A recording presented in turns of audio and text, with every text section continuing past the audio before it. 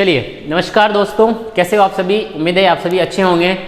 अब तक अपन जो है जेट और सुपरवाइज़र के जो है वो पेपर सॉल्यूशन अपन ने कंप्लीट कर चुके थे। अपने पुराने जो आप लोगों के सुपरवाइज़र के पेपर है वो भी आप लोगों के पास यूट्यूब के माध्यम से पहुंच चुके होंगे। ठीक है, तो आज अपन जो सॉल्यूशन करने जा रहे हैं वो BHU के जितने भी हॉर्टिकल्चर के पेपर आए हैं तो अपन उसके बारे में जो है चर्चा करेंगे और कैसे किस टाइप के क्वेश्चन आते हैं। देखिए, BHU का पेपर मैंने देखा है, वाकई में बहुत अच्छा लेवल का पेपर पूछता है। जो जेट का लेवल होता है ना, उससे तो कई गुना ऊपर उठ के वो पेपर बनाता है, क्योंकि वो पूरा ओवरऑल पूरे इंडिया को रिप्रेजेंट करता है। इसलिए वो पेपर जो है ओवरऑल पूरे इंडिया के हिसाब से जो है पेपर बनता है। तो उसमें कुछ लेवल वाले क्वेश्चन भी आते हैं, बहुत शानदार। हो सकता है वो क्वेश्चन आपसे पूछा भी जा सकता है, हो सकता है वो क्वेश्चन जेट में भी आया हुआ है, हो सकता है कुछ क्वेश्चन ऐसे भी है जो जेट में भी पूछता है और BHU के अंदर भी जो है वो आपसे पूछे जाते हैं। तो दोनों तरह के जो क्वेश्चन हैं आप लोगों के वो मैं लेके आया हूँ। जेट वाले आप लोगों से पहले ही करवा दिए क्वेश्चन, और जब जेट वाले क्वेश्चन करवाए थे तो उसके बाद मैंने बोला था कि सुपरवाइजर वाले जो क्वेश्चन है वो मैं लेके आऊँगा आप लोगों के साथ में। तो आज अपने इसी कड़ी के साथ BHU का जो पेपर है वो अपन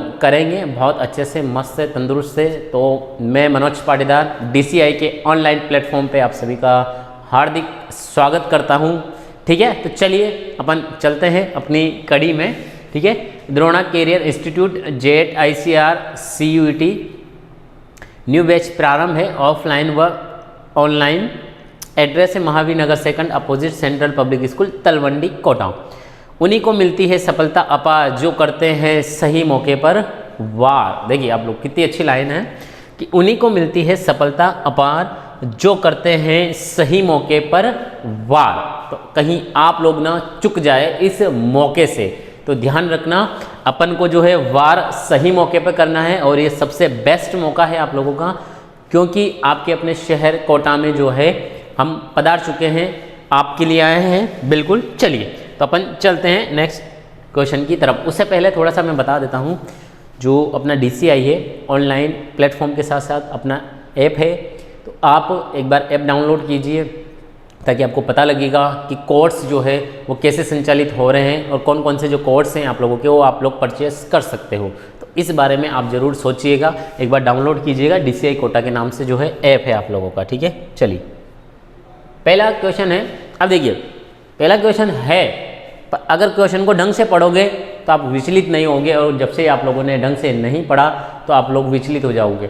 सुषुप्त अवस्था को तोड़ने के लिए, देखिए अच्छा क्वेश्चन पूछा है उसने कि सुषुप्त अवस्था को तोड़ने के लिए अत्यधिक प्रभावशाली रासायनिक तत्व है। क्या है? सुषुप्त अवस्था को तोड़ने के लिए, आपको लोग दिख तो रहा है ना पूरा बड़ा सा अक्षर में, हाँ ठीक है चलो। सुषुप्त अवस्था को तोड़ने के लिए प्रभावशाली रासायनिक तत्व है। आप लोगों को पूछना है कि भाई कौन सा है, जो भी है आप लोगों का वो वाला।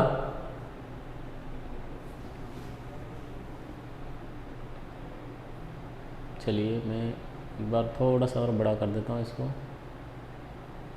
ठीक है, चलिए, है ना, दिख गया होगा अब आप लोगों को मेरे हिसाब से। ठीक है, तो सुषुप्त अवस्था को तोड़ने के लिए अत्यधिक प्रभावशाली, अब यहाँ पे एक शब्द दे दिया इसने, और रासायनिक और तत्व।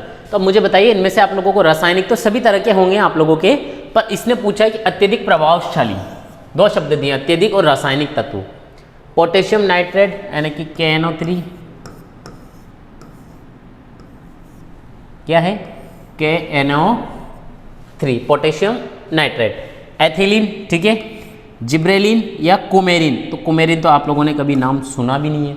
ठीक है, कुक्करमीन सुना है आप लोगों ने नाम, जो यहाँ पे ऑप्शन के अकॉर्डिंग अपना यानी कि क्वेश्चन के अकॉर्डिंग जो है वो सही बिल्कुल भी नहीं है आप लोगों का। ठीक है, तो देखिए पोटेशियम नाइट्रेट, एथिलीन, आप लोगों ने पढ़ा है जिब्रेलिन।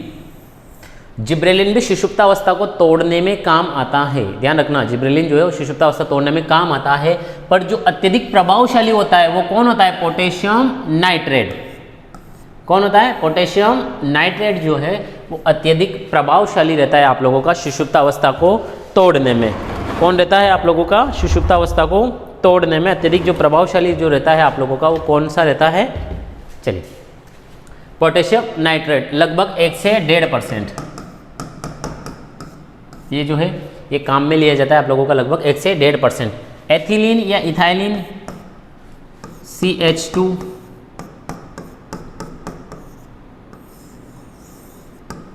ठीक है। चलिए, सूत्र से तो क्या मतलब है, लिखने से मतलब नहीं। ये कार्य क्या करता है,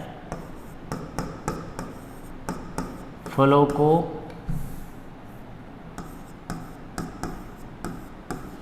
पकाने के लिए जिम्मेदार, ठीक है। यानी कि फलों को पकाने के लिए कौन जिम्मेदार होता है आप लोगों का, वो होता है फलों को पकाने के लिए जिम्मेदार एथिलीन, ठीक है। जिब्रेलिन ये भी सुषुप्तावस्था तोड़ने का काम करता है, ध्यान रखना। दोनों करते हैं, पर उसने क्वेश्चन यहीं से घुमा दिया, अत्यधिक प्रभावशाली। सुषुप्तावस्था तोड़ने,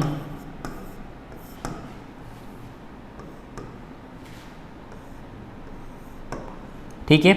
और इसके अलावा लंबाई बढ़ाने में,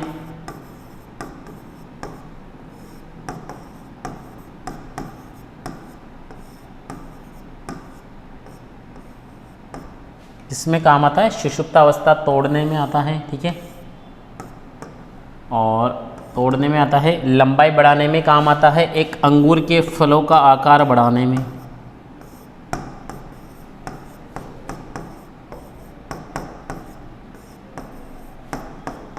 अंगूर के फलों का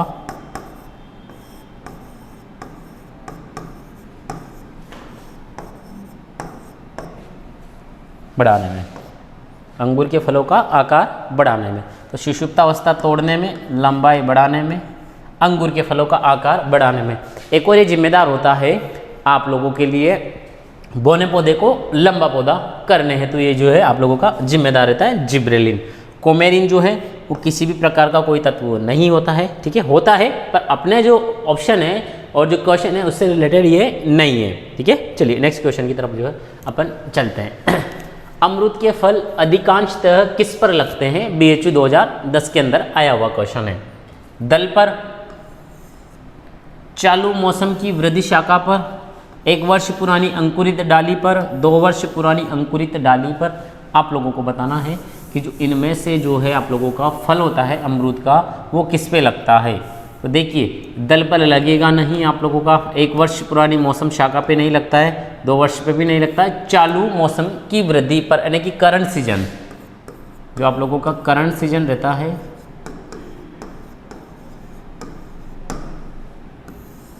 करंट सीजन वाली जो ग्रोथ होती है आप लोगों की, उस पे जो है आप लोगों के अमरूद के फल लगते हैं, ठीक है। और अमरूद का जो फल रहता है, फल कौन सा रहता है आप सबको पता होगा। अमरूद का जो फल कहलाता है वो क्या कहलाता है, बेरी। और अमरूद का जो नाम होता है आप सबको पता होगा, नाम सीडियम, नहीं पता है तो बता देता हूँ, सीडियम गुआजुआ,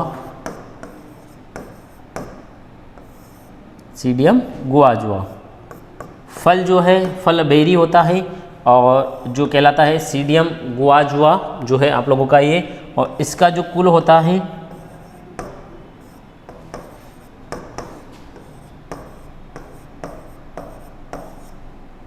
कुल होता है इसका मेरिटेसी, ठीक है। ध्यान रखना, अमरूद का जो कुल होता है वो मेरिटेसी होता है, नाम सीडियम गुआजुआ होता है, फल जो कहलाता है वो बेरी कहलाता है आप लोगों का। फल का जो प्रकार रहता है बेरी। बेरी क्या होता है, एक जो फल रहता है उसमें कई तरह के बीज गुदा के साथ मौजूद रहते हैं। ये जो आप लोगों का शब्द कहलाता है, ये क्या कहलाता है आप लोगों का, बेरी कहलाता है, ठीक है। चलिए नेक्स्ट क्वेश्चन की तरफ अपन आगे चलते हैं। चलिए, सेब के भाग में मुख्य फसल और परागकारी फसलों के मध्य अनुपात होना चाहिए। ये थोड़ा आउट ऑफ सिलेबस, तो क्या कह सकते हैं, सेब का क्वेश्चन अमूमन वो एक पूछता है, एक भी ये पूछता है जो आप लोगों के एग्जाम्पल चलते हैं उसी के अकॉर्डिंग, पर ये क्वेश्चन थोड़ा उसने हट के पूछा है तो इसका जवाब भी देना आप लोगों के लिए बन जाता है। सेब के बाग में मुख्य फसल और परागक फसल के मध्य अनुपात होना चाहिए, ठीक है। तो मुख्य फसल और परागक फसलों के मध्य जो अनुपात होता है 9:1, यानी कि 9 तो मुख्य फसल, मुख्य फसल यहाँ पे एप्पल की होगी, ध्यान रखना। पर परागकारी जो फसल है वो कितनी रहनी चाहिए, 1 परागकारी फसल, ठीक है। तो इसका जो सिंपल आंसर है आप लोगों का वो ये चला जाता है, ठीक है। मुख्य फसल और परागकारी फसल, क्लियर है यहाँ पे स्थिति, ठीक है। 9:1, ये लीजिए,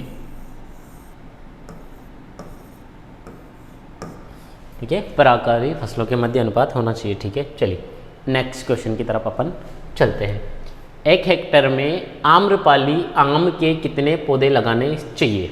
अब उसने स्पेशल दे दिया, स्पेशल में उसने क्या दिया, देखिए इधर स्पेशल ने उसने क्या दिया, आम्रपाली। क्या दिया स्पेशल में? आम्रपाली। अब आप लोगों को सबको पता है आम्रपाली की जो डिस्टेंस होती है रो टू रो और प्लांट टू प्लांट, यानी कि R/P, तो 2.5 मीटर पे रो और 2.5 मीटर पे प्लांट, ठीक है। ये जो है आप लोगों की ये दूरी हो जाती है, ठीक है, R/R और P/P। आम्रपाली जो है एक खुद अकेली बौनी किस्म है आम की, आम की बौनी किस्म है, किचन गार्डन है तो उपयुक्त,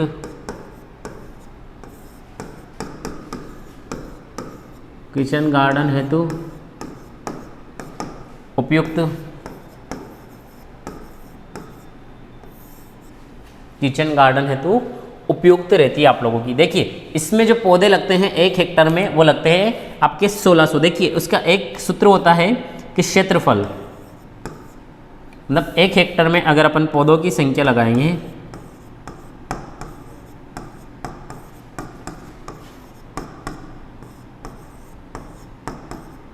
एक हेक्टेयर में पौधों की संख्या बराबर क्षेत्रफल। 1 हेक्टेयर का जो क्षेत्रफल है वो R/P, और एक किस में चला जाता है, मीटर में, ठीक है। 1 हेक्टेयर में क्षेत्रफल होता है 10,000, काय दाय सैकड़ा हज़ार 10,000, ठीक है। मेरी भी गणित कमज़ोर है तो कर लेते हैं। R/P दे रखी है, R/P 2.5 × 2.5। अब आप इसको गुणा करके काटना तो आपको 1600 जो है वो आंसर मिल जाएंगे। क्लियर है? आम की सबसे बौनी किस्म है आप लोगों की, किचन गार्डन है तो उपयुक्त किस्म है आप लोगों की आम्रपाली, और जो पौधे लगते हैं वो लगते हैं आप लोगों के लगभग जो है वो 600 पौधे लगते हैं। कितने लगते हैं? लगभग वो लगते हैं अपने 1600 पौधे लगते हैं। कितने लगते हैं? 1600 पौधे लगते हैं, ठीक है। इसके पीछे 6 लिखा हुआ है तो उससे ठीक है, चलिए, है ना, 1600 लगते हैं। सेब किस प्रकार का फल है? समरा, एकिन, कैरियोप्सिस और जूटा फल। कौन सा है? समरा, एकिन, कैरियोप्सिस, जूटा फल। बताइए फटाफट। जूटे फल को बोलते हैं अवास्तविक फल।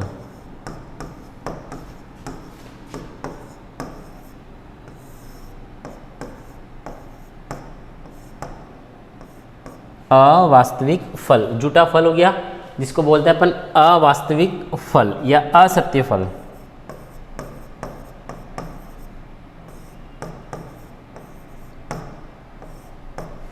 ठीक है, तो सेब जो होता है, एप्पल, वो आप लोगों का क्या होता है? झूठा फल होता है। क्या होता है? एक तरह से अवास्तविक या फिर आप लोगों का असत्य फल जो होता है वो सेब होता है। यानी कि एप्पल जो है आप लोगों का वो झूठा फल, अवास्तविक फल, असत्य फल। क्लियर है? जो बाह्य दलपुंज से विकसित होते हैं, ऐसा फल जिसके विकास में दलपुंज, बाह्य दलपुंज भी योगदान देते हैं। ठीक है, ये मान लीजिए ये आप लोगों का एप्पल है। ठीक है, क्या है ये? आप लोगों का एप्पल है। अब इसका जो विकास होता है, जो फ्लावर जो रहता है आप लोगों का, मान लीजिए ये जो है कि आप लोगों का फ्लावर हो गया। ठीक है, तो इसके साइड से जो दलपुंज, बाह्य दलपुंज निकले रहते हैं, इनसे विकास होता है। ठीक है, ज़्यादा अपन को बॉटनी में डीप में नहीं जाना है, बस सिंपल सा वे में अपन को समझना है। ठीक है, चलिए नेक्स्ट क्वेश्चन की तरफ जो है अपन चलते हैं। लीची का उत्पत्ति स्थान है। अच्छा क्वेश्चन है। देखिए आप लोग जेड के हिसाब से पढ़ते हो, ठीक है, मैंने माना, उसके बाहर भी जो है सिलेबस से बाहर जो है वो क्वेश्चन आते हैं, क्योंकि बीएचयू का खुद का अपना सिलेबस है तो वो देगी आप लोगों से। तो ऐसा नहीं है कि भाई जेड का और जो बीएचयू का है सेम सिलेबस है। हाँ, सेम सिलेबस है। जो जेड का है आप लोगों का वो लगभग बीएचयू में है, पर जो पूरा सिलेबस बीएचयू का है वो सेम सिलेबस जेड का बिल्कुल भी नहीं है। कुछ डिफरेंस है, आप लोगों को कुछ फ्रूट क्रॉप भी ऐड है, क्योंकि देखिए जेड पर्टिकुलर राजस्थान की एग्ज़ाम होती है तो राजस्थान के बारे में ही वो पूछेगा जो राजस्थान में पॉपुलर है। BHU ओवरऑल इंडिया लेवल की होती है, इस वजह से वो ओवरऑल इंडिया को लेकर साथ में चलता है। एक क्रॉप राजस्थान की ले ली, एक क्रॉप बिहार की ले ली, एक क्रॉप यूपी की ले ली उसने, एक क्रॉप हिमाचल प्रदेश की ले ली, एक क्रॉप कर्नाटका की ले ली, तो ऐसे वो सबको साथ लेके आप लोगों को चलता है। ठीक है, चलिए उत्तरी अमेरिका और वेस्ट इंडीज, भारत, चीन। तो देखिए इसका जो राइट आंसर है वो है आप लोगों का चीन, और चीन में भी ध्यान रखना दक्षिण चीन।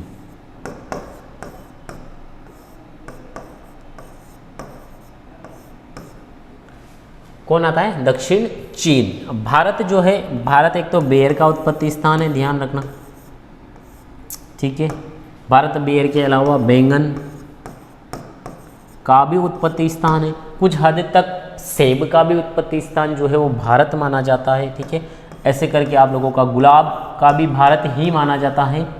जो हिमाचल क्षेत्र, हिमालय क्षेत्र है आप लोगों का, भारत और चीन बॉर्डर, वो माना जाता है लगभग सेब का भी, यानी कि मध्य एशिया चाइना से लगता हुआ बॉर्डर। ठीक है, ये आ गया। उत्तरी अमेरिका है नहीं। वेस्ट इंडीज एक आप लोगों का ग्रेप फ्रूट आता है, ग्रेप फ्रूट। ग्रेप अंगूर नहीं होता है, ध्यान रखना, ग्रेप जो है वो अंगूर नहीं है, ग्रेप फ्रूट अलग होता है। सिट्रस जो फैमिली होती है उसका फ्रूट होता है ग्रेप फ्रूट। ठीक है, तो ये ग्रेप अपन इंग्लिश में अंगूर को बोलते हैं, पर अंगूर नहीं है, ध्यान रखना।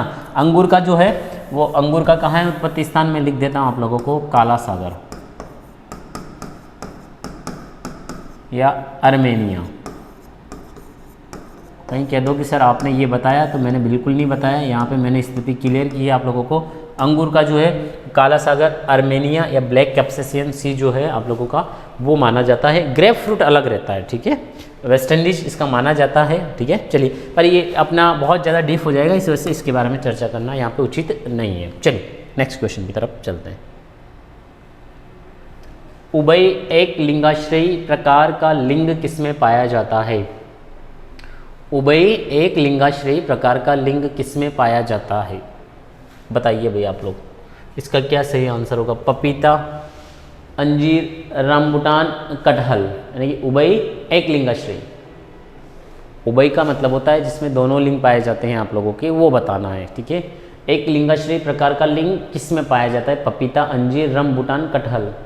वैसे बहुत ज़्यादा डीप से पूछा हुआ क्वेश्चन है, फिर भी आप लोगों को देखना है इसका आंसर क्या हो सकता है। ठीक है, तो उभय लिंगाश्रयी, उभय एक लिंगाश्रयी। उभय का मतलब होता है यहाँ पे जिसमें आप लोगों के नर और मादा दोनों एक ही पौधे पर, या फिर दोनों क्या है, मेल प्लस फीमेल, दोनों एक ही पुष्प पर, या फिर मेल प्लस फीमेल इस पुष्प पर, या फिर इस पे मेल, इस डाली पे आप लोगों का मेल और इस डाली पे आप लोगों का फीमेल, दोनों कंडीशन बनती है उभय लिंगाश्रयी वाली आप लोगों के लिए। ठीक है, तो देखिए आप लोगों के लिए यानी कि कुछ कंडीशन ऐसी गायनोडायोसिस की कंडीशन आती है आप लोगों की, जैसे पपीता के अंदर। तो गायनोडायोसिस में क्या होता है, मादा प्लस द्विलिंगी पुष्प रहते हैं, तो मादा प्लस द्विलिंगी के हिसाब से जो है वो पपीता जाएगा आप लोगों के लिए। ठीक है, चलिए नेक्स्ट क्वेश्चन की तरफ जो है अपन चलते हैं। नींबू वर्गीय फलों में कैंकर किस कारण होता है? एमएलओ, एमएलओ का मतलब यहाँ पे बहुत सूक्ष्म जीव होता है आप लोगों का। ठीक है, तो एमएलओ के बारे में अपन ने पढ़ा होगा, फाइटोप्लाज्मा यानी कि माइकोप्लाज्मा, आप लोगों ने पढ़ा होगा ना, माइकोप्लाज्मा। तो MLO ऑर्गेनिज्म होता है। ठीक है, जीवाणु, कवक, सूत्रकृमि। आप लोगों को बताना इसमें से सही आंसर की भाई जो है इसका जो है सही आंसर क्या है।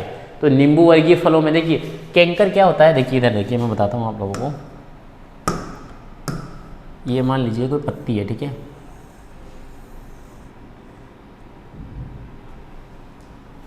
इसमें शीराएँ नहीं बना रहा हूँ मैं, ध्यान रखना। इसमें क्या होता है, छोटे छोटे जो होते हैं धब्बे बन जाते हैं, पीले कलर के क्या बन जाते हैं, धब्बे जो है वो पीले कलर के जो है धब्बे बन जाते हैं। ठीक है, पीले कलर के जो है धब्बे बन गए। अब इन धब्बों में क्या होता है, ब्लैक कलर का जो ऐसे खुरदरे टाइप स्ट्रक्चर जो है वो आप लोगों की बन जाती है, ये स्ट्रक्चर कहलाती है कैंकर। अब कैंकर का जो कारण होता है वो जीवाणु होता है, जेंतोमोनास। जीवाणु का मैं नाम यहाँ पे आप लोगों के सामने लिख रहा हूँ कि जो इस जीवाणु का नाम है वो क्या कहते हैं, जीवाणु के नाम को चलिए मार्कर चेंज कर लेते हैं अपन, ज़ैंथोमोनास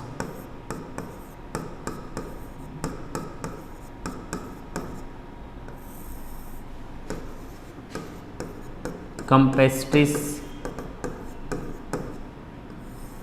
सिट्राई। ठीक है, ये जीवाणु का नाम है। कवक द्वारा जो नींबू में जो होता है, कवक द्वारा नींबू में एक रोग होता है जिसका नाम होता है गमोसिस। क्या होता है नाम? गमोसिस या गोंद आती। गमोसिस या गोंद आती होता है, और इसका जो नाम होता है वो होता है फाइटोप्तेरा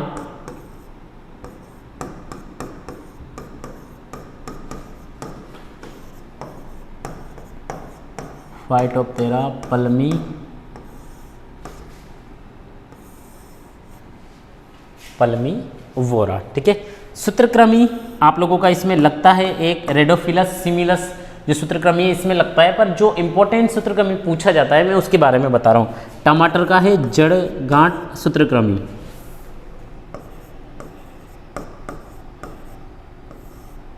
टमाटर का जो है वो है जड़ गांठ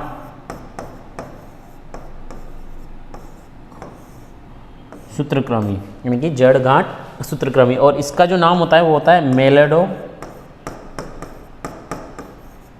गायनी स्पीसीज, यानी कि मादा रहती है एक आप लोगों की। गायनी का मतलब क्या होता है? मादा होती है। ठीक है, तो ये आप लोगों का जो है रोग हो चुका है। एमएलओ एक तरह से फाइटोप्लाज्मा होता है आप लोगों का, माइक्रो ऑर्गेनिज्म लाइक होता है आप लोगों का, माइकोप्लाज्मा लाइक ऑर्गेनिज्म। इसकी फुल फॉर्म क्या है एमएलओ की? माइकोप्लाज्मा। देखिए मैं लिख देता हूँ, माइकोप्लाज्मा लाइक ऑर्गेनिज्म। ठीक है, तो ये जो है आप लोगों की एमएलओ की फुल फॉर्म हो जाती है। ठीक है, नींबू का जो नाम है आप लोगों का वह सिट्रस और आंटीफोलिया। केवल नींबू का नाम बता रहा हूं मैं आप लोगों को।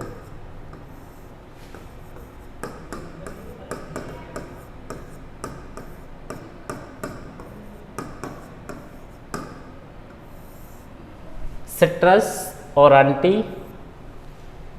क्या है? सिट्रस और आंटीफोलिया। चलें आगे यहाँ पे। अच्छा, ये जो जीवाणु है ज़ैंथोमोनास कैम्पेस्ट्रिस, इसका एक वाहक होता है, ध्यान रख लेना। इसका वाहक जो होता है वो लीफ माइनर होता है। क्या होता है इसका वाहक जो होता है? Leaf miner.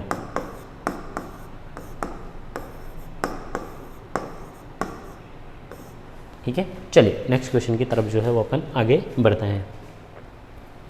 भारत का राष्ट्रीय फल है, बहुत सिंपल सा क्वेश्चन है आप लोगों का। आंवला, कटहल, आम, सेब। क्या है बताइए। चलिए तो देखिए, आंवला जो है आप लोगों का, आंवला जो है वो इंडियन गूसबेरी इसको बोला जाता है।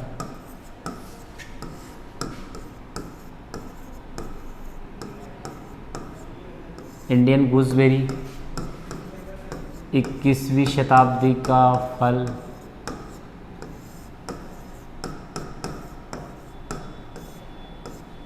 इक्कीसवीं शताब्दी का फल। ठीक है, कटहल आप लोगों के विश्व का सबसे बड़ा फल।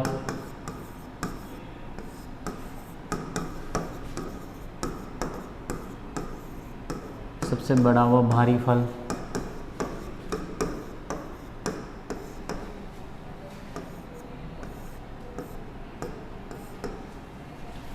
आम राष्ट्रीय फल। ठीक है, जो आपका क्वेश्चन का आंसर है। फलों का राजा, बाथरूम फल।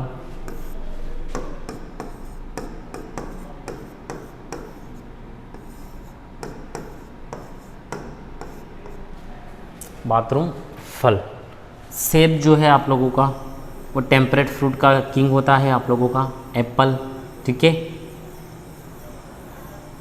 चलिए मैंगो हो गया आप लोगों का, कटहल हो गया, आंवला हो गया। तो इसका राइट आंसर क्या जाएगा यहाँ पे आप लोगों का? वो जाएगा आम। चलिए, है ना। अच्छा, भारत की राष्ट्रीय सब्जी कौन सी है?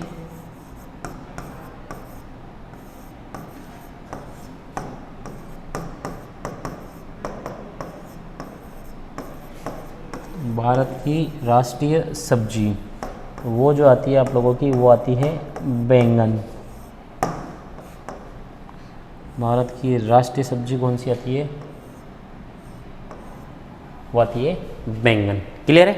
चलिए नेक्स्ट क्वेश्चन की तरफ अपन आगे चलते हैं। क्यों आती है? इसका रीज़न है राष्ट्रीय फल यानी कि राष्ट्रीय का दर्जा उसे दिया जाता है जिसका उत्पत्ति स्थान भारत होता है, और आम का जो उत्पत्ति स्थान है उसमें आता है भारत बर्मा। तो बर्मा भी पहले भारत का हिस्सा था, तो भारत बर्मा। और जो आप लोगों का बैंगन है, बैंगन का उत्पत्ति स्थान भी क्या है आप लोगों का? भारत। इसलिए जो है आप लोगों का राष्ट्रीयता का दर्जा इस सब्जी को दिया गया है, बैंगन को। ठीक है, और फल का जो दर्जा है वो किसको दिया गया है? मैंगो को दिया गया है। किसको दिया गया है? मैंगो को दिया गया है आप लोगों का। ठीक है, बहुभ्रूणता किस में पाई जाती है? आप लोगों को बताना है कि बहुभ्रूणता जो है वो किस में पाई जाती है? अमरूद, पपीता, नींबू वर्गीय फल, अनार। देखिए बहुभ्रूणता नाम से पता लग रहा होगा आप लोगों को, एक से अधिक भ्रूण का पाया जाना। ठीक है, एक से अधिक भ्रूण का पाया जाना। देखिए अमरूद में होता नहीं है आप लोगों का। ठीक है, अमरूद में एक दैहिक विकार होता है जिसका मैं बता देता हूँ आप लोगों को, ब्रोंजिंग। ठीक है, ब्रोंजिंग होता है जिंक की कमी से। ठीक है, पपीता में डंपिंग ऑफ नामक रोग होता है एक, आप लोग डंपिंग ऑफ रोग होता है कवक के मारे। ठीक है, पीथियम अफेनिडर्मेटम, क्या नाम है इसका? पीथियम अफेनिडर्मेटम।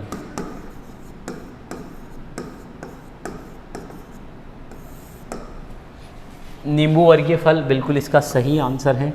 नींबू वर्गीय फल के बाद नाम आता है आम, और आम के बाद जो सीक्वेंस आती है वो आती है जामुन। अनार, अनार फलों का फटना, या फलों का फटना बोरॉन की कमी से, या बहुतना प्रणाली।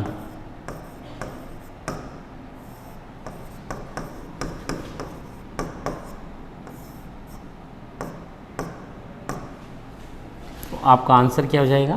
नींबू वर्गीय फल।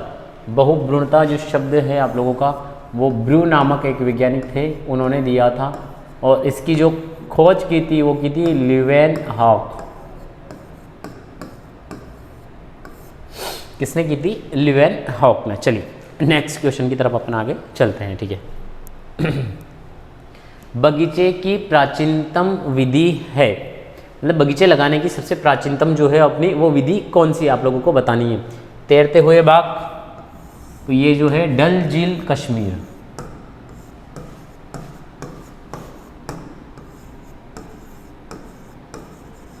वहाँ के जो है तैरते हुए बाग प्रसिद्ध है आप लोगों के। मुगल बाग, मुगल बाग की एक सबसे बड़ी विशेषता वो है बारादरी।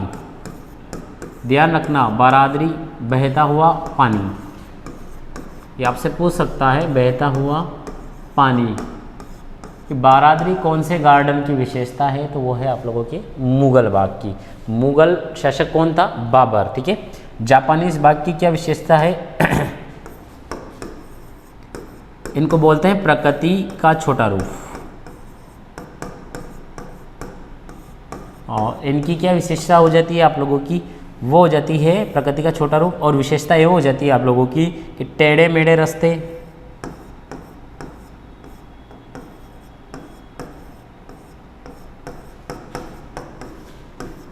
क्या हो जाती है? टेढ़े मेढ़े रास्ते। ठीक है, कुएं, लैंडस्केप,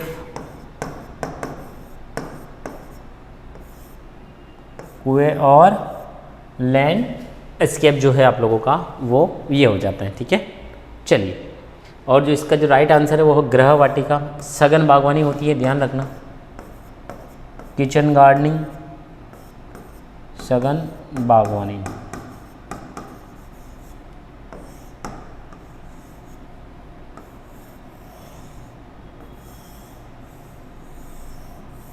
क्या हो जाती है?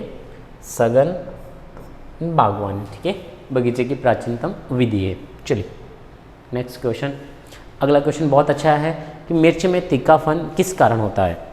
यानी कि क्वेश्चन पूछा है इसने कि मिर्च में जो तीखापन है वो किस कारण होता है। देखिए बहुत सिंपल है इसका आंसर।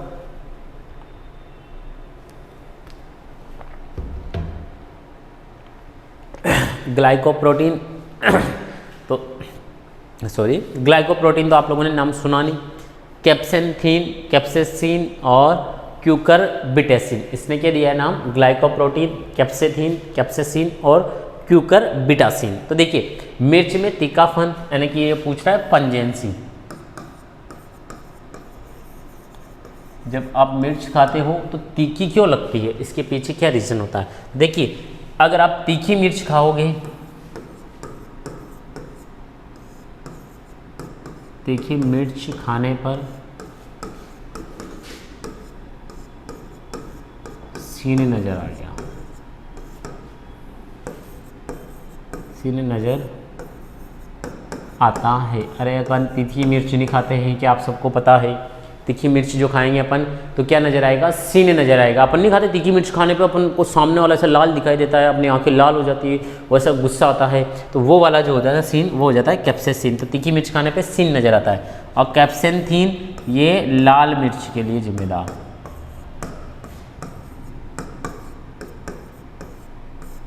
लाल मिर्च, ठीक है। लाल मिर्च के लिए कौन जिम्मेदार है आप लोगों का? वो है कैप्सेथीन। और कैप्सेसिन मिर्च में तीखापन किस कारण होता है? तो कैप्सेसिन, अगर लाल रंग पूछे वो, तो लाल रंग के लिए कौन है? क्या कैप्सेथीन हो गया आप लोगों का। क्यूकरबिटासिन, क्यूकरबिटासिन जो है ये कड़वाहट होती है, कड़वाहट, और किस में होती है? कुकरबिट्स में।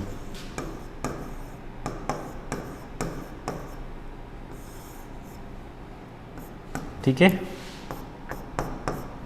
कड़वाहट होती है कुकरबिट्स में। ठीक है, चलिए नेक्स्ट क्वेश्चन की तरफ जो है वो अपन आगे चलते हैं। टमाटर का मूल उत्पत्ति स्थान है।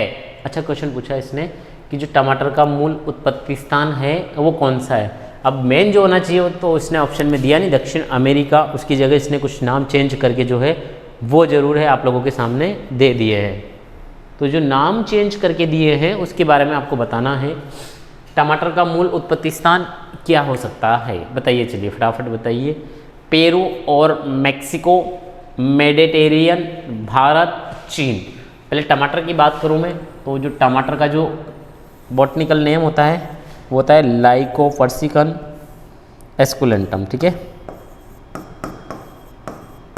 लाइकोपर्सिकन एस्कुलेंटम। ठीक है, इसकी कुछ फेमस किस्म है, ध्यान रखना। Flavour saver,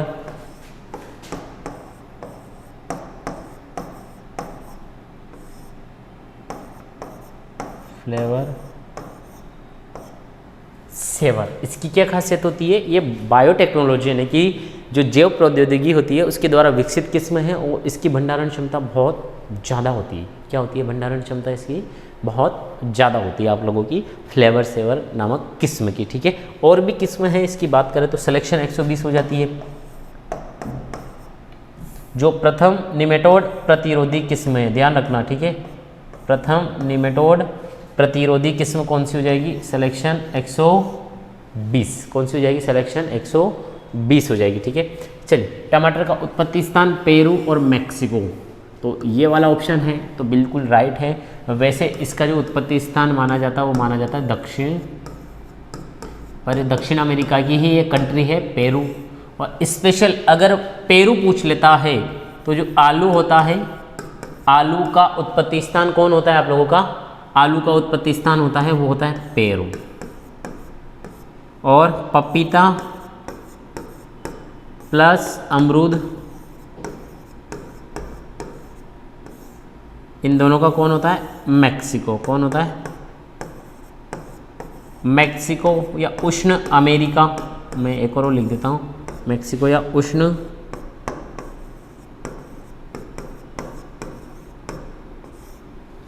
America. ठीक है, पपीता प्लस अमरूद। मेडिटेरियन रीजन, जितने भी फूल गोभी,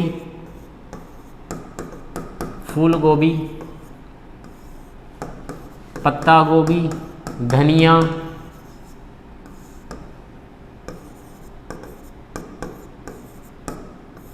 इन सब का उत्पत्ति स्थान मेडिटेरियन। ठीक है, भारत आप लोगों का किसका जाएगा? बैंगन, बेर, आम भी भारत के अंदर ही आता है, ध्यान रखना। केला भी आ जाता है थोड़ा बहुत कुछ। चीन, चीन के अंदर आप लोगों की सोयाबीन, संतरा, मौसम्बी, लीची, जो है वो किसके अंतर्गत आ जाएगी आप लोगों की? इसके अंतर्गत, ठीक है। तो चीन के अंतर्गत कौन कौन आती है?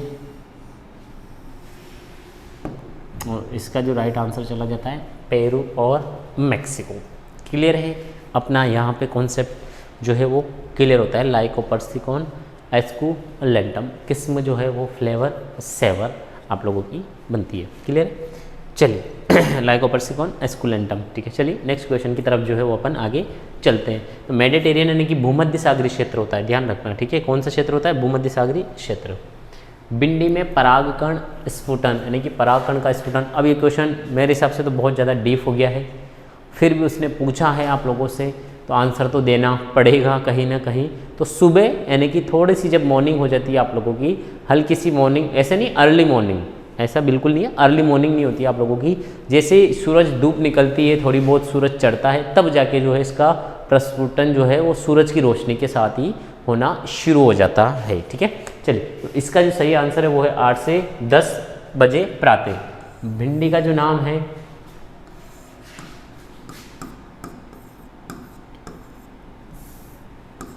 Able मॉस्कस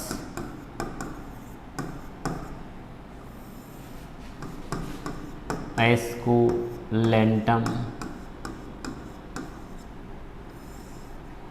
able मॉस्कस esculentum. और इसकी बीज दर की बात कर लेते हैं, ये ज़्यादा इम्पोर्टेंट है। बीज दर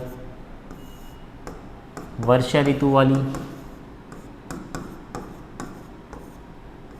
वर्षा ऋतु में रहती है 8 से 10 किलोग्राम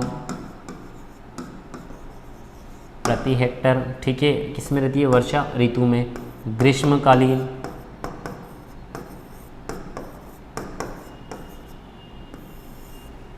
ग्रीष्मकालीन जो बीज दर रहती है इसकी रहती है 18 से 20 किलोग्राम पर हेक्टर, यानी कि ग्रीष्मकालीन जो बीज दर रहती है वो रहती है 18 से 20 किलोग्राम प्रति हेक्टर। और ये किस कुल से आती है? तो कुल का ध्यान रखना आप लोग, मालवेसी। कौन से कुल से आती है आप लोगों की? मालवेसी। और कुछ किस्में भी इसकी, जैसे वर्षा उपहार होगी आप लोगों की, ये कुछ जो है आप लोगों की प्रमुख मुख्य किस्में हैं। अर्का अभय, अर्का अनामिका, तो ये कुछ इंपॉर्टेंट जो है वो किस्में आप लोगों की हो जाती है, ठीक है। चलिए नेक्स्ट क्वेश्चन की तरफ जो है अपन आगे चलते हैं। निम्न में से एक बीजपत्री सब्जी कौन सी है? क्वेश्चन आया हुआ है BHU 2010 के अंदर। जब मैं पढ़ाता हूँ तो बहुत अच्छे से पढ़ाता हूँ आप लोगों की। 2-3 सब्जियाँ हैं आप लोगों की, एक बीजपत्री। पहली सब्जी अरबी, दूसरी है प्याज, तीसरी है लहसुन, ठीक है। तो निम्न में से एक बीजपत्री सब्जी कौन सी है इनमें से? अब आप लोग बताइए। तो ऑप्शन के अकॉर्डिंग क्या हो जाएगा? प्याज। और प्याज का जो नाम है वो नाम होता है एलियम सेपा, ठीक है।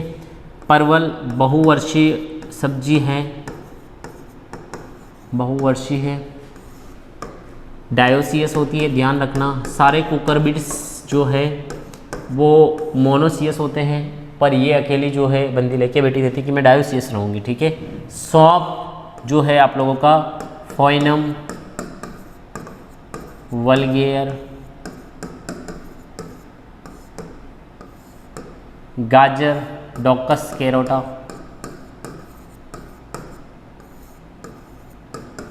डॉकस कैरोटा, क्या नाम हो जाएगा इसका? डॉकस कैरोटा, ठीक है।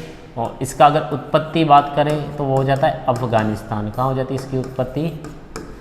अफगानिस्तान। कहाँ हो जाती है? अफगानिस्तान, ठीक है। प्याज प्लस लहसुन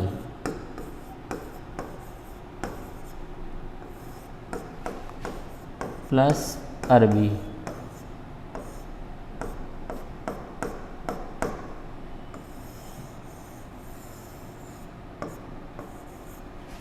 प्याज, लहसुन और अरबी। क्लियर है यहाँ पे स्थिति अपनी, ठीक है। गाजर, सौंफ, परवल, प्याज, लहसुन और अरबी के जो एग्जाम्पल आप लोगों के हो चुके हैं कंप्लीट। एक बीज का मतलब होता है, एक बीजपत्री का मतलब होता है ऐसा सीड जिसको दो बराबर भागों में विभाजित नहीं किया जा सकता, वो कहलाता है आप लोगों का एक बीजपत्री। द्विबीजपत्री दो बराबर भागों में जिसको विभाजित किया जा सकता है। चलिए नेक्स्ट क्वेश्चन जो है अपना वो चलते हैं। निम्न में से कौन ट्रैप की तरह उगाई जाती है? ट्रैप का मतलब क्या होता है? जैसे आप लोगों ने कोई फील्ड लगा रखा, ठीक है। अब फील्ड में क्या हो गया, बहुत ज़्यादा कीट का अटैक हो गया, ठीक है। मान लीजिए जो है आपने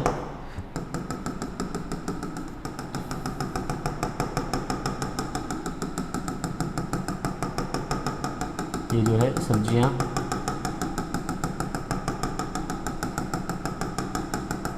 या फिर कुछ भी क्रॉप आप लोगों ने लगा रखी है। अब इस क्रॉप में मान लीजिए बहुत भयंकर कीट का अचानक आक्रमण हो जाता है, तो उसी कुल की जो है फसल लेके आते हैं, ताकि क्या होता है वो जो कीड़े मकोड़े हैं उसी कुल की दूसरी फसल द्वारा आकर्षित कर लिए जाते हैं। अब ये फसल कहाँ पे लगाएंगे भाई? कोई कीट आएगा तो बाहर से आएगा अंदर, तो ये जो लगाते हैं अपन, ये लगाते हैं बाउंड्री पे, बॉर्डर पे। इस वजह से इसको बॉर्डर क्रॉप भी संज्ञा दी जाती है, ठीक है। बॉर्डर क्रॉप पे लगा दी तो आने वाले आक्रमण को ये रोक लेगी, आकर्षित करेगी, तो जो कीट आएंगे वो इस पे चिपक जाएंगे, तो जो अपनी मुख्य फसल रहेगी वो अपनी क्या होगी, नष्ट नहीं होगी। तो ऐसी कौन सी है जो ट्रैप क्रॉप के रूप में उगाई जाती है? ट्रैप का मतलब है आकर्षित करना, कहते हैं ना हनी ट्रैप, तो किसी को क्या किया आपने, आकर्षित किया, अपने जाल में फंसाया। तो भिंडी, आलू, प्याज, बैंगन। देखिए भिंडी जो होती है ये कपास के साथ ट्रैप क्रॉप रहती है। किसके साथ रहती है? ध्यान रखना, कपास और इन दोनों का जो कुल है वो सेम होता है। और कुल कौन सा होता है इसका? मालवेसी। कौन सा कुल होता है इसका? वो होता है मालवेसी। क्लियर है स्थिति यहाँ पे अपना जो है कुल कौन सा होता है? वो होता है अपना मालवेसी। क्लियर है कि स्थिति यहाँ पे अपने कौन सा कुल हो रहा है? मालवेसी। तो मालवेसी में बहुत सारे जो है अपने कपास के अंदर लगते हैं, तो उनको आकर्षित करने के लिए ये लगाई जाती है। आलू, सोलेनम ट्यूबेरोसम, क्या नाम हो गया इसका? Solanum tuberosum. क्लियर है? Solanum tuberosum. खाने योग्य भाग, खाने योग्य भाग जो है वो आलू का क्या हो जाएगा? खाने योग्य भाग वो जाएगा तना।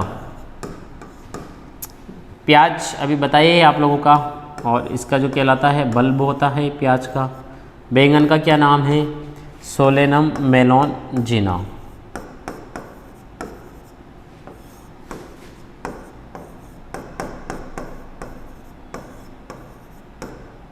सोलेनम मेलोनजिना। और प्याज का जो होता है वो बल्ब हो जाता है आप लोगों का, ठीक है।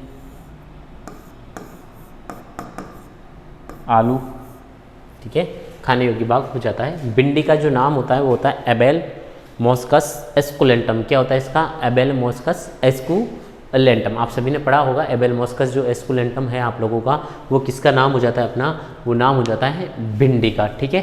कपास में भी बहुत सारे आते हैं, बॉल वर्म आते हैं, तो उन बॉल वर्म को आकर्षित करने के लिए उसके फील्ड के चारों तरफ भिंडी की जो है ट्रैप क्रॉप या फिर आकर्षित वाली फसल के रूप में अपन प्रयोग में लेते हैं। तो निम्न में से कौन ट्रैप की तरह उगाई जाती है? भिंडी, आलू, प्याज, बैंगन। क्लियर स्थिति यहाँ पे अपनी। चलिए नेक्स्ट क्वेश्चन की तरफ जो है अपन आगे चलते हैं। गोल आकार के बैंगन की किस्म निम्नलिखित में से कौन है? अच्छा क्वेश्चन है, आना चाहिए। देखिए ऐसा क्वेश्चन जो है मैं मानता हूँ वो आप लोगों के आने भी चाहिए कि भाई कौन सी है गोल आकार की। इनमें से एक गोल है, बाकी सारी लंबी वाली है। तो मैं पढ़ाता हूँ तब एक ट्रिक भी बताता हूँ मैं। क्लस्टर जो होता है, समूह बहुत लंबा होता है और क्रांति बहुत लंबे समय तक चलती है और सम्राट बहुत लंबे समय तक रहता है। तो लंबे समय तक सम्राट रहता है क्योंकि सम्राट की क्रांति उसके साथ चलती है, और जब क्रांति चलती है तो एक समूह में बहुत लंबी बढ़ती जाती है। यानी कि सम्राट की क्रांति क्लस्टर यानी कि समूह के रूप में बहुत लंबी बढ़ती जाती है। तो ये कौन कौन सी हो जाएगी? सम्राट, क्लस्टर, क्रांति, लंबे बैंगन वाली। और ऋतु बिल्कुल एक शॉर्ट, आप लोगों को पता है शॉर्ट अवधि की होती है, बहुत कम समय 2-3 महीने की एक ऋतु रहती है आप लोगों की, तो वो गोल हो जाती है आप लोगों की। ऋतु हुई आप लोगों की पूसा बिंदु हुई आप लोगों की, ठीक है। तो ये जो किस्में हैं आप लोगों की पूसा मध्य ऋतुराज और पूसा बिंदु।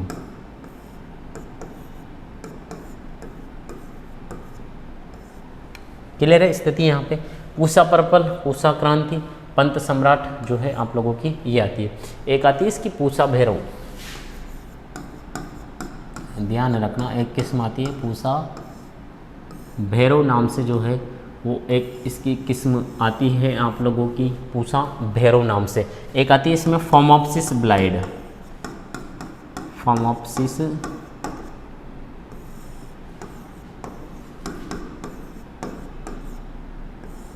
ब्लाइट, कौन सी आती है? Phomopsis blight. और ये होती है कवक जनित फोमोप्सिस वैकस, ठीक है, जो होती है कवक के द्वारा होती है। Phomopsis blight Pusa Bhairav. गोल आकार के बैंगन की किस्म निम्नलिखित में से कौन है? तो यह है आप लोगों की पंत ऋतुराज, पूसा बिंदु। पूसा भैरव अलग होगी आप लोगों की, ठीक है।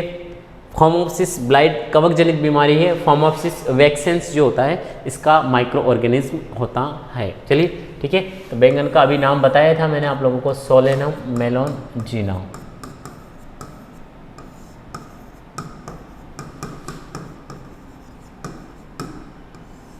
सोलेनम मेलोनजीना। चलिए नेक्स्ट क्वेश्चन। तरबूज में बीजहीनता निम्न कारण से होती है।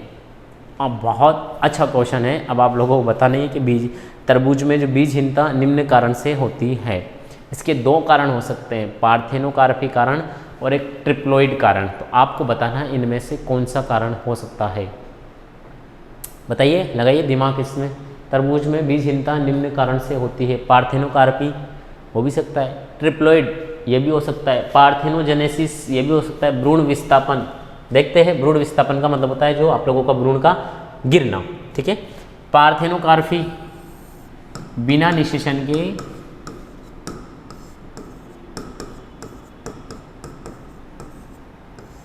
के फल का निर्माण होना।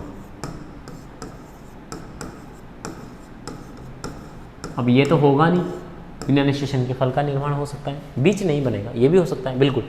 ट्रिप्लोइड, अब इसकी एक किस्म है, ध्यान रखना, पूसा बेदाना, टेट्रा2 इंटू पूसा रसाल। तो ये क्या करते हैं, ये होती है 4 गुणा में, ठीक है, और ये होती है 2 के गुणा में, ठीक है। तो इन बीच के जो है 4 और 2 के बीच का कौन आ रहा है आप लोगों का, कॉम्बो निकल के आता है 3x। जब टेट्रा2 जो होती है वो चतुर्थ गुणित होती है आप लोगों की, और जो पूसा रसाल है वो द्विगुणित किस्म होती है। ध्यान रखना है, 4 का मतलब चतुर्थ गुणित, 2 का मतलब द्विगुणित, और इन दोनों का जो कॉम्बो करेंगे अपन तो हो जाएगा आप लोगों का ट्रिप्लोइड, यानी कि तृतीय गुणित, ठीक है। ट्रिप्लोइड होती है 3x नाम से, ठीक है। तो ये पूसा बेदाना जो है ये बीज रहित किस्म है, ध्यान रखना कौन सी है, बीज रहित किस्म।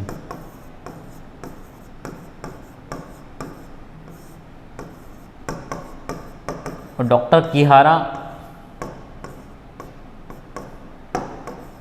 जो है वैज्ञानिक, उन्होंने विकसित की थी, ठीक है। बीज रहित जो किस्म होती है और डॉक्टर किहारा ने जो है वो आप लोगों के विकसित की थी। पूसा बेदाना टेट्रा2 इंटू पूसा रसाल 4 इंटू 2, ठीक है, 3x। बीज रहित किस्म है डॉक्टर किहारा, ठीक है। और ये जो है इसका सही आंसर क्या हो जाएगा अपना, ट्रिप्लोइड। क्या हो जाएगा सही आंसर, वो हो जाएगा अपना ट्रिप्लोइड। क्लियर है यहाँ पे अपना जो आंसर है, ठीक है। चलिए अक्षर तो दिख रहे हैं ना, मुझे भी स्क्रीन पर नज़र आ रहे हैं, आप लोगों के स्क्रीन काफ़ी बड़े हैं अक्षर, ठीक है। तो ध्यान रखना, पूसा बेदाना यानी कि बिना दाने वाली किस्म टेट्रा2 इंटू पूसा रसेल, और टेट्रा2 जो होता है आप लोगों का वो होता है 4 के गुणा में, ठीक है, और पूसा रसाल जो होता है 2 के गुणा में होता है, और इन दोनों के बीच निकल के आता है 3x, जिसको मानते हैं अपन के गुणा में, तो 3 के गुणा में त्रिगुणित। तो बीज रहित का कारण क्या हो जाएगा अपना, त्रिगुणित। तो पार्थेनोकार्पी की डेफिनेशन क्या है, बिना निषेचन के फल का निर्माण, वो क्या कहलाता है, पार्थेनोकार्पी। बाकी इन दोनों का कोई आप लोगों के मतलब नहीं रह जाता है। क्लियर है। चलिए नेक्स्ट क्वेश्चन की तरफ जो है अपन आगे चलते हैं। शकरकंद में खाद्य भाग होता है।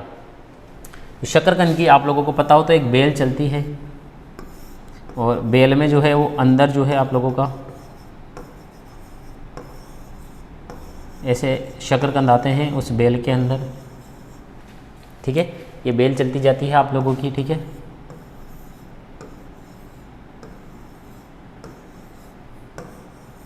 ठीक है, शकरकंद के अंदर बेल चलती जाती है। तो शकरकंद का जो नाम होता है वो होता है आइपोमिया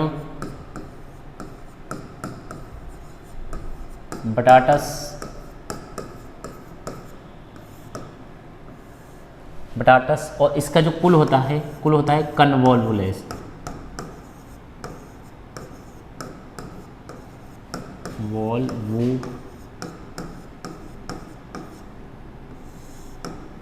इसका कुल क्या होता है अपना, होता है कन्वोल्वुलेसी। क्लियर है। अब मॉडिफाइड जड़, पत्ती, मॉडिफाइड तना, फल। तो इसका जो राइट आंसर है मॉडिफाइड जड़, यानी कि अपस्थानिक जो जड़ें हैं आप लोगों के, वो शकरकंद में खाद्य भाग होता है। क्लियर। जो खाने योग्य भाग जो कौन होता है, वो अपस्थानिक जड़ें होते हैं, तने अपन इसका नहीं खाते हैं, ठीक है। मॉडिफाइड तना जो है वो आलू का खाने योग्य भाग होता है, ध्यान रखना, आलू का खाने योग्य भाग।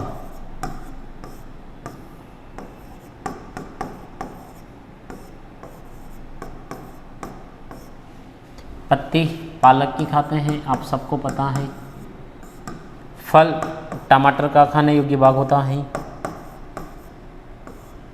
टमाटर, मिर्च, बैंगन, खीरा वर्गीय सब्जियों सबका खाने योग्य भाग जो होता है वो होता है आप लोगों का फल। चलिए आगे के क्वेश्चन की तरफ जो है वो अपन आगे चलते हैं, ठीक है। केला एवं आम को कृत्रिम ढंग से पकाने के लिए किसका प्रयोग किया जाता है? किसका नाम दे दिया इसने? कृत्रिम ढंग। देखिए ऑप्शन बहुत अच्छे हैं, K2H2O5, ठीक है। KMnO4 का मैं नाम लिख देता हूँ यहाँ पे, पोटेशियम पर मैग्नेट, ठीक है। इसका नाम होता है कैल्शियम कार्बाइड,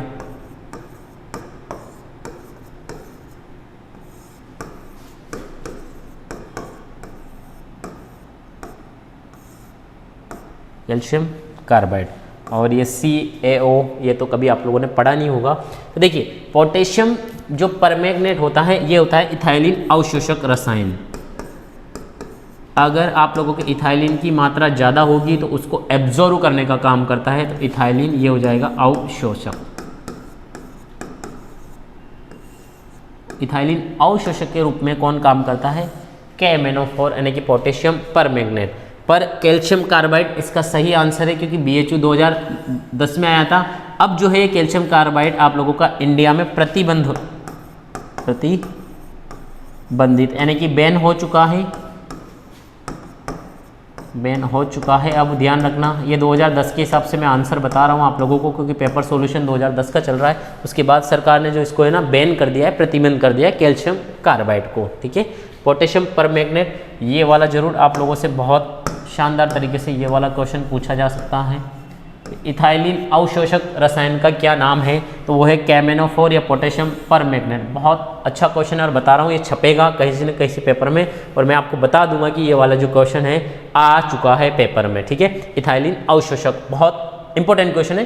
क्लाइमेट्रिक और नॉन क्लाइमेट्रिक फल पढ़ाता हूँ तब मैं बताता हूँ आप लोगों की क्लाइमेट्रिक में पकते टाइम श्वसन और इथाइलिन की दर में वृद्धि हो जाती है, ठीक है। और नॉन क्लाइमेट्रिक में पकते समय श्वसन और इथाइलिन की दर में क्या हो जाती है? कमी हो जाती है, इसलिए उनको तोड़ने के बाद पकाया नहीं जा सकता है। पर ये ज़्यादा जब आप लोगों की इथाइलिन की मात्रा ज़्यादा हो जाती है, जैसे केला जल्दी खराब हो जाता है, आप लोगों का देखा होगा 2-4 दिन में थोड़ा सा वो बिल्कुल सॉफ्ट सा हो जाता है, तो उस टाइम पे अपन क्या करते हैं, ये जो रहता है पोटेशियम परमैंगनेट, ठीक है, तो इसकी पूड़ियाँ, इनकी पूड़ियाँ पैकेट करके अपन उसकी जो भी कंटेनर में पैकेट रहता है अपन, सॉरी पैकिंग जो रहती है कंटेनर में अपनी, उसके अंदर जो है अपन वो पूड़ियाँ डाल देते हैं, ताकि हो गया ज़्यादा मात्रा में जो इथाइलिन रहता है उसको क्या कर लेती है? एब्जॉर्ब कर लेती है। क्या कर लेती है? एब्जॉर्ब कर लेती है। और कुछ कच्चे जो आप लोगों के केले रहते हैं, बहुत सारे कच्चे केले आते हैं, उनमें इथाइलिन की पूड़ियाँ डाल दी जाती है ताकि वो जो जल्दी पके। तो दोनों कंडीशन जो है वो आप लोगों के रह सकती है। तो इथाइलिन अवशोषक वाला जो है आप लोगों का एक क्वेश्चन ये पूछा जा सकता है, पोटेशियम परमैंगनेट, ठीक है। बहुत अच्छा क्वेश्चन है, इथाइलिन अवशोषक, इथाइलिन एब्जॉर्बर, ठीक है। चलिए नेक्स्ट क्वेश्चन की तरफ अपन आगे चलते हैं। अगला क्वेश्चन आया राजस्थान से। अब आप लोगों को बताना है, राजस्थान का क्वेश्चन है कि अत्यधिक काट छांट किस फल में की जाती है। वैसे फल जो है क्रॉप आप लोगों के BHU के सिलेबस में दे रखी है, तो आपको पढ़ना पड़ेगा। उसमें राजस्थान क्या करे, महाराष्ट्र क्या करे, यूपी क्या करे, उसमें कोई फर्क नहीं है, ठीक है। तो अत्यधिक काट छांट यानी कि हैवी प्रूनिंग, इसका अगर शब्द में लिखे अपन, तो इसको जिस शब्द में लिखा जाता है उसको बोलते हैं अपन कठोर प्रूनिंग, ठीक है।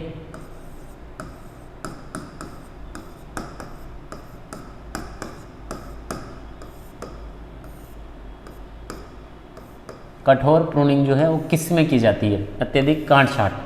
काट छांट का मतलब था प्रूनिंग, ठीक है। क्या बेर में की जाती है, क्या अमरूद में की जाती है, क्या आम में की जाती है, क्या लीची में की जाती है। तो देखियो, तो ये करते हैं अपन बेर के अंदर, ठीक है। और कब करते हैं, मध्य अप्रैल से मध्य मई के बीच,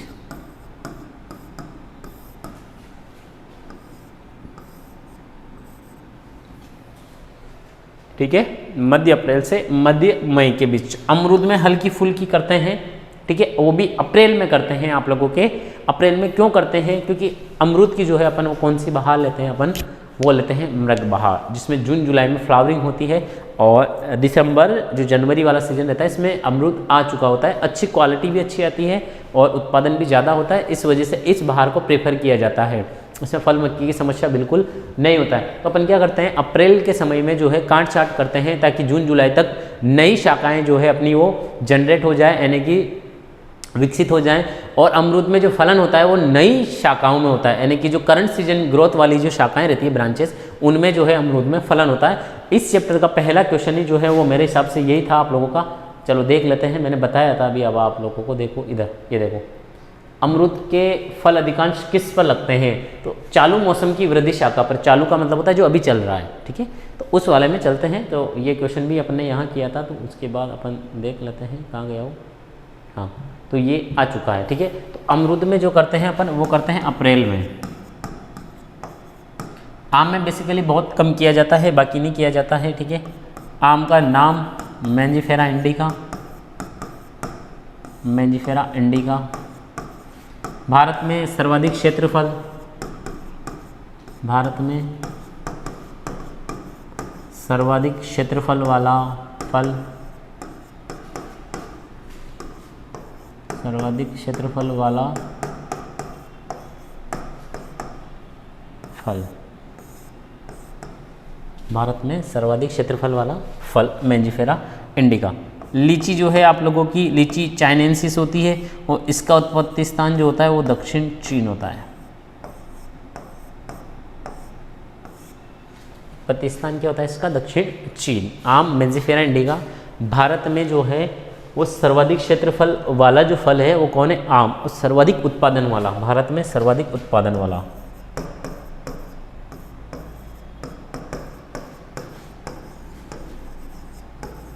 भारत में सर्वाधिक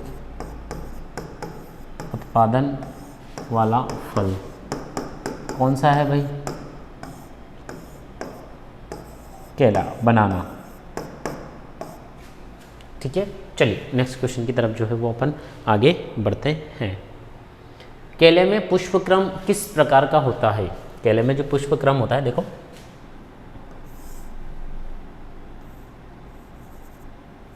यहाँ से जो है ऐसे निकलता है आप लोगों का। पूरी तरह स्ट्रक्चर तो नहीं बन पा रही है, पर फिर भी मैं समझाने की कोशिश कर रहा हूँ आप लोगों के जहाँ तक हो सके। तो ऐसे निकलता है वो आप लोगों का, आप लोगों ने भी देखा होगा, कभी देखने का मौका मिला तो।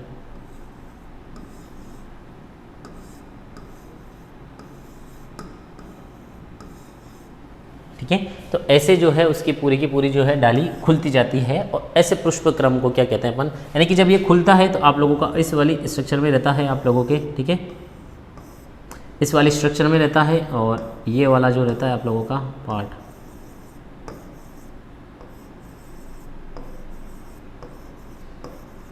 ऐसे करके वो खुलता जाता है आप लोगों का, इसके अंदर जो पार्ट रहता है, ठीक है। तो वो क्या कहलाता है, केले में पुष्पक्रम। बहुत अच्छा इंपॉर्टेंट क्वेश्चन है, बड़े एग्जाम में पूछा जाता है, स्पेडिक्स, ठीक है। अम्बेल जो होता है आप लोगों का वो गाजर, धनिया, जीरा, इनका होता है, ठीक है। कैटकिन पत्ता गोभी का होता है साहब, किसका होता है कैटकिन, तो पत्ता गोभी का। रेजिम्स जो है आप लोगों का मूली का होता है, ठीक है, मूली का होता है रेजिम, जनरली तौर पे बता रहा हूँ। कैटकिन जो है अकेला पत्ता गोभी का होता है। एस्फेडिक्स, अच्छा एस्फेडिक्स और किस किस का होता है, तो ये खजूर का भी होता है, ध्यान रखना, ठीक है। केला और खजूर दोनों का जो पुष्प क्रम है अपना, वो अपना जो रहता है एस्फेडिक्स रहता है, ठीक है। चलिए, तो ऐसे जो स्ट्रक्चर में वो खुलते जाते हैं आगे, और ये कहलाता है एस्फेडिक्स कहलाता है। चलिए नेक्स्ट क्वेश्चन की तरफ अपन आगे चलते हैं। क्लाइमेट्रिक प्रकार का फल कौन सा है, अभी चर्चा ही कर रहा था ना मैं इथाइलिन अवशोषक के रूप में, तो सॉरी, तो क्लाइमेट्रिक टाइप का फल कौन सा होता है,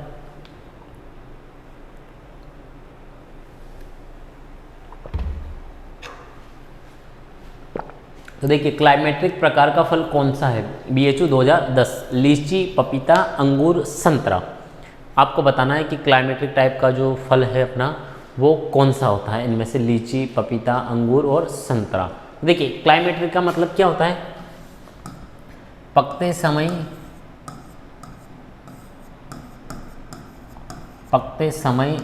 श्वसन व इथाइलिन की दर में, समय श्वसन व इथाइलिन की दर में वृद्धि हो जाती है, वृद्धि होना, तथा ऐसे फलों को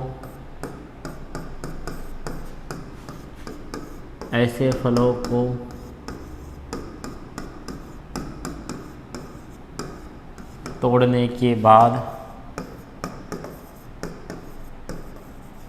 भी पकाया जा सकता है।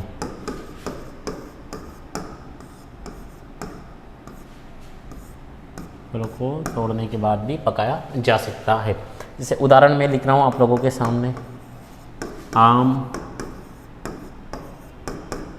केला, पपीता, अमरूद, सेब, बिलपत्र, चीकू, कद्दू, खरबूज। तो अब देख लीजिए एग्जाम्पल के हिसाब से, मेरे हिसाब से पपीता है, और एक होता है नॉन क्लाइमेट्रिक, तो जो एक तो ये है लीची, एक अपना अंगूर है, एक अपना संतरा है, और एक लीची, ठीक है। तो ये, ठीक है, तो ये मिला के क्या होती है नॉन क्लाइमेट्रिक, ठीक है। कौन सा हो जाएगा, नॉन क्लाइमेट्रिक, ठीक है, मैटिक, नॉन क्लाइमेटिक, यानी कि क्लाइमेट्रिक या नॉन क्लाइमेटिक, ठीक है। यहाँ पे क्लियर है अपना, क्लाइमेटिक किसको कहते हैं, नॉन क्लाइमेटिक किसको कहते हैं, लीची, अंगूर और संतरा, और जो पपीता है निम्न क्लाइमेटिक प्रकार का फल कौन सा है, ठीक है। चलिए यहाँ पे ये क्वेश्चन अपना क्लियर होता है। अगला क्वेश्चन की तरफ अपन जो है आगे बढ़ते हैं।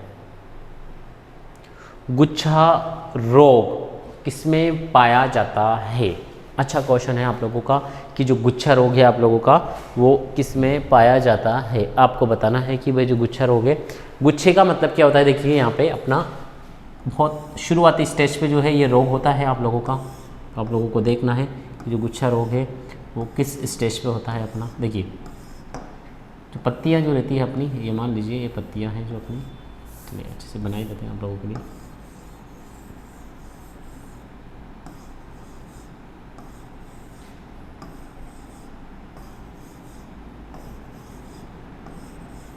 ठीक है, ये पत्तियाँ हैं। तो यहाँ से क्या होता है जो आप लोगों के, देखिए इधर यहाँ से जो पेनिकल निकलना शुरू होता है। वैसे आम में होता है, मैं बता देता हूँ, आम ऑप्शन में नहीं क्या आप लोगों का, गुच्छा रोग, सॉरी, तो ये तो ऑप्शन जाएगा केले का। तो देखिए इसमें, चलिए केले की बात कर लेते हैं हम, चलिए कोई बात नहीं, ऑप्शन के अकॉर्डिंग केला है अपना। तो जो केला होता है आप लोगों का, ये देखिए केला होता है ऐसा। अब केले में जो होती है ये पत्तियाँ ऐसे निकली रहती है। अब एक तरफ तो मैं ये चित्र बना रहा हूँ, बिल्कुल स्वस्थ जो पौधे का है वो चित्र आप लोगों का ये हो जाएगा, ठीक है। अब देखिए एक में मैं जो रोग वाला पौधा है उसका चित्र बना रहा हूँ आप लोगों के सामने, तो अभी स्थिति जो है आप लोगों की वो क्लियर हो जाएगी।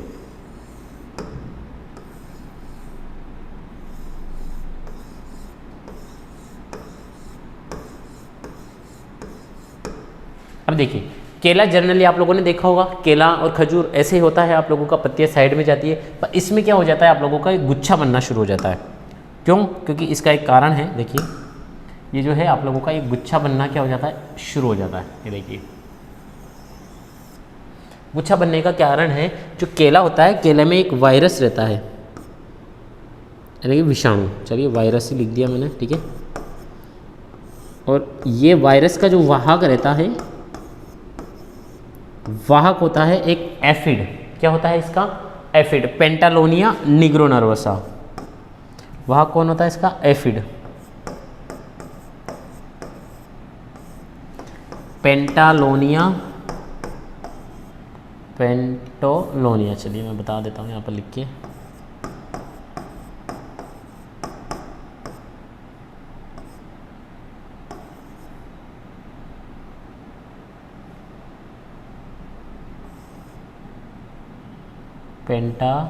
Pentalonia Negro nervosa.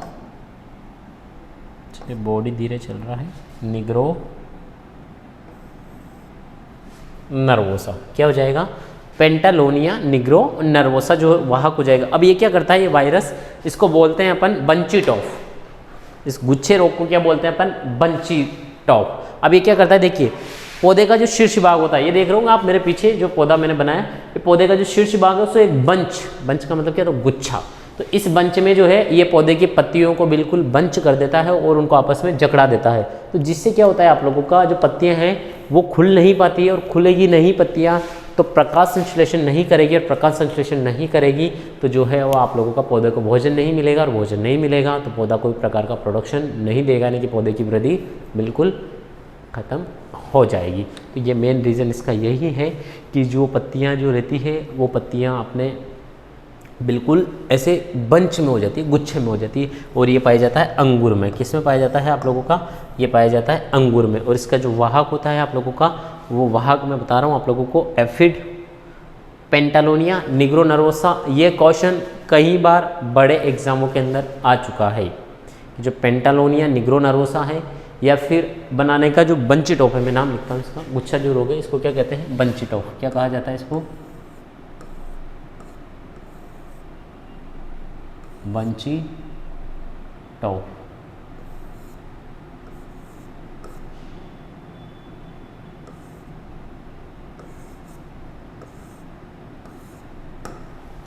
जो बंची टॉप है ये इस रोग को कहा जाता है, ठीक है। अंगूर, देखिए अंगूर में होता है powder mildew and downy mildew जो रोग है वो अंगूर के अंदर पाया जाता है, ठीक है। दो तरह के मुख्य रोग प्रचलित है, जिसमें से एक फफूंदनाशक बोर्डो मिक्सचर का प्रयोग भी करते हैं अपन, ठीक है, डाउनी मिल्ड्यू रोग के लिए, ठीक है, तुलासिता जिसको बोलते हैं। तो सबसे भयंकर बीमारी पाउडर मिल्ड्यू और डाउनी मिल्ड्यू अंगूर के अंदर। दूसरा ऑप्शन है पत्ता गोभी। पत्ता गोभी में आती है ब्लैक रूट और ब्लैक लेग, दो नामक बीमारियां आती है जो पत्ता गोभी को बहुत डिस्टर्ब करती है। फूल गोभी और पत्ता गोभी दोनों एक ही कुल की है। एक और आता है इनमें आप लोगों को वाइट रस्ट। कौन सा आता है? वाइट रस्ट जो है बीमारी, वो आप लोगों की पत्ता गोभी और फूल गोभी दोनों के अंदर लगती है, वाइट रस्ट, ठीक है। चलिए